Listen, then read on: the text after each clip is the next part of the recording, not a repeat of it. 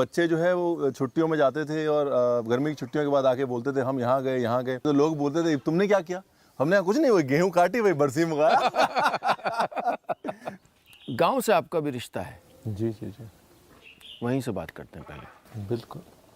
तो हमारे actually thank you. तो पीछे जो we are a farming family, right. तो शुरू में पंजाब में गांव में पढ़े, फिर यहाँ आ गए। तो यहाँ पे दादाजी ने कहा कि यार शहर में तो नहीं रह सकते, लखनऊ में। पिताजी उनको था कि भाई कुछ करेंगे एयरोनॉटिकल इंजीनियर। मैं तो बगैर शक्कर के। अच्छा अच्छा, शुक्रिया। मैंने पिछले एपिसोड में बताया था कि असल में मैं ए सोशल आदमी हूँ और मुझे मेहमान नवाजी आती नहीं है। बहुत ही कम लोगों से मिलता हूँ। तो तिग्मांशु धुलिया आए थे और वो नाश्ता कर रहे थे और मैंने पहले खा लिया और इस पे मेरी टीम और देखने वालों सब ने कहा कि सर ये क्या कर रहे हैं आप। तो मैं इतना अब कॉन्शियस हो गया हूँ। देखिए मैंने इससे पहले मैंने सिप ले लिया। नहीं, बहुत पंजाब की रूट्स। सो उसके बाद जब नहीं, लेकिन तब की यादें हैं। जी जी, बहुत वी मूव वेरी अर्ली। तो ज़्यादातर यादें जो हैं वो यहाँ की हैं, लखनऊ की हैं। राइट, पर वो बातों में होंगी। जी जी जी। तो जब जैसे ही मतलब आए लखनऊ, वेरी वेरी यंग, तो यहाँ पर पिताजी ने बोला कि हमको एयरोनॉटिकल इंजीनियर बनना है। वो आईटी कानपुर चले गए। तो वहाँ से फिर पंजाब जो है उनका छूट गया।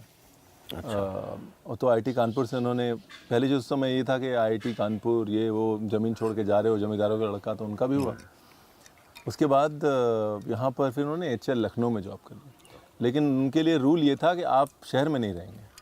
अच्छा, आप रहेंगे देहात में। तो लखनऊ से 30, उस समय एचएल से 30 किलोमीटर दूर एक छोटा सा गांव था खड़का। अच्छा, एचएल खुद ही कोने में रहा होगा एक। और ये दूसरे कोने में ढूंढा, खड़का करके।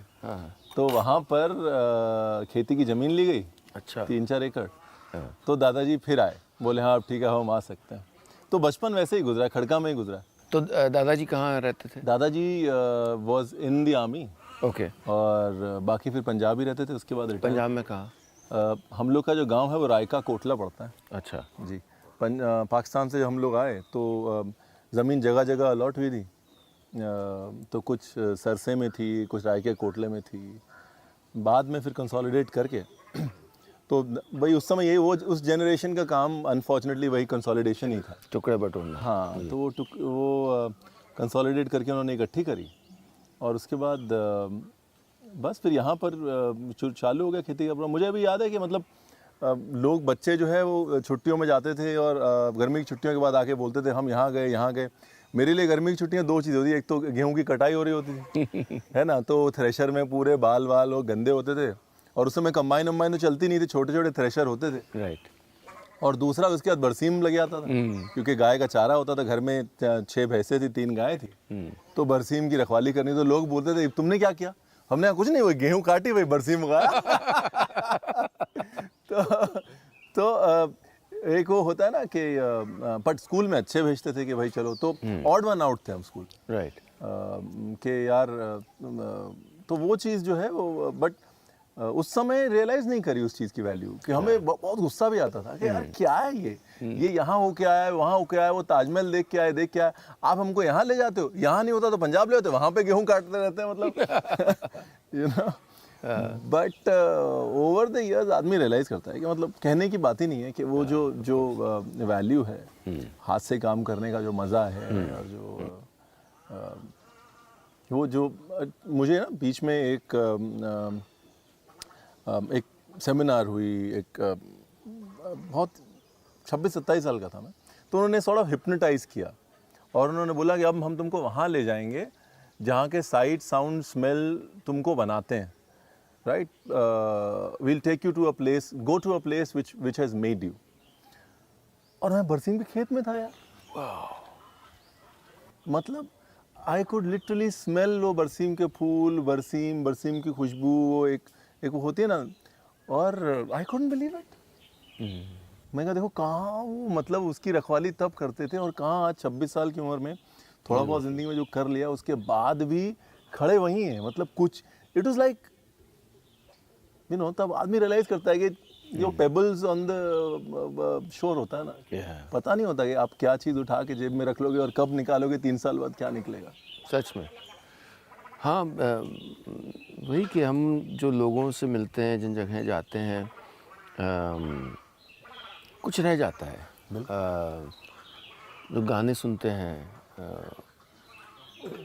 हर चीज़ के साथ लम्हे जुड़े रहते हैं, और वो और दो छोटी छोटी चीज़ें शेप अप करती हैं ना। हाँ। अब जैसे मुझे हमारे बगल में ना एक परचून वाले थे, अच्छा, दास बाबू थे। तो ये हम लखनऊ की बात लखनऊ की बात करें तो I was born in Lucknow, so the family moved and I was born in Lucknow. तो दास बाबू जो थे वो घर में, पंजाबी घरों में क्या होता है, बच्चे का सिर्फ एक ही काम होता है, ये बेटा ये 1 रुपए की चाय पत्ती ले आओ, ये 8 आने की शक्कर ले आओ, ये 2 रुपए के ना, छोटे शहर के बच्चों का ये काम। जी। तो हमको दास बाबू का ये था कि मेरी बात सुनोगे तो टॉफी मिलेगी। अच्छा। हाँ, वो लखनऊ में होते हैं ना भाई कि भाई दास्तान वही है, सुननी तो पड़ेगी। तो हम जाते थे और हम सुनते थे उनके। फिर हम कहा, देखो बेटा ये मिर्ची यहाँ से आई है, ये मिर्ची ऐसे है, ये मिर्ची ऐसे, ये वाली हल्दी ऐसे, ये हल्दी ऐसे, वो चाय पत्ती के बारे में इसमें। अब हम तो टॉफ़ी के लिए खड़े रहते थे कि भैया ये हो जाएगा तो मिर्ची का पैकेट मिलेगा घर के लिए और टॉफ़ी मिलेगी। और वो and it sort of defined me यार। The more I think of it कि वो जो परचून वाले जो पंसारी थे, उनकी बातों से एक जो रिश्ता जुड़ जाता है ना, यार ये सिर्फ ये नहीं है कि ये 2 चम्मच यहाँ डाल दो, 1 चम्मच यहाँ डाल दो, इट्स मोर देन दैट, है ना। बिल्कुल। और आप तब नहीं रियलाइज करते, तब तो आप टॉफी के लिए खड़े हैं।